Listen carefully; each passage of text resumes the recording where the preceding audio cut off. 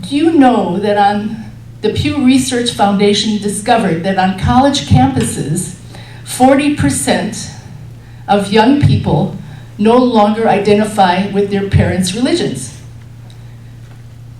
They call themselves nuns because when they were asked to identify all the different religions, which one they belong to, they wrote at the bottom, you know how at the bottom it says either all of the above or none of the above? They checked off none. So 40% of young people in America don't qualify as belonging to any religion.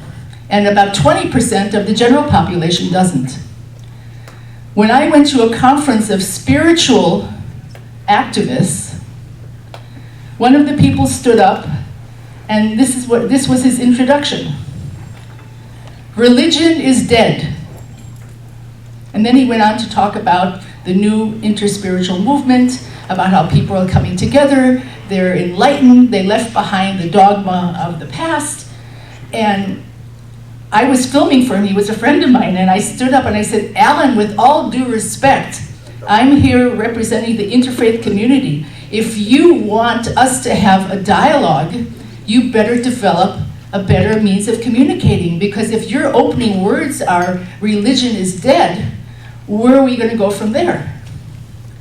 And I've had people who are in that spiritual community say to me, Ruth, how can a person as enlightened as you still be Jewish and go to synagogue every week? I've had people say that to me. What, you're still religious? And I say to them, if you think being the most enlightened means that you're going to start criticizing people who have faith and who belong to other religions, then I don't think so. That's not going to work. That is a real danger. 25 years ago, a friend of mine was part of the big Hollywood Bowl event for the end of proliferation of arms. You remember there was a huge event, I think 100,000 people were there? If anybody was here, okay. There were about 30 peace organizations organizing that. By the time the day of the event came, they weren't talking to each other, the peace organizations. Why am I telling you all this?